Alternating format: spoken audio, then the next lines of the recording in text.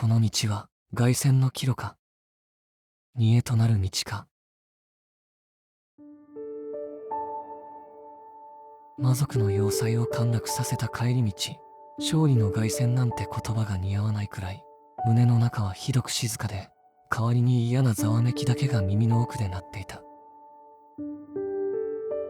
勇者の村はきっと盛大な祝いだろうと同行の兵は笑っていたけど、その笑い声がなぜかあ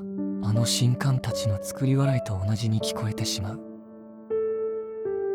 何も起きていなければいい、ただそれだけを祈りながら歩いているのに、足はなぜかだんだん速くなって、街道の土を蹴る音が自分の鼓動に追いつけない。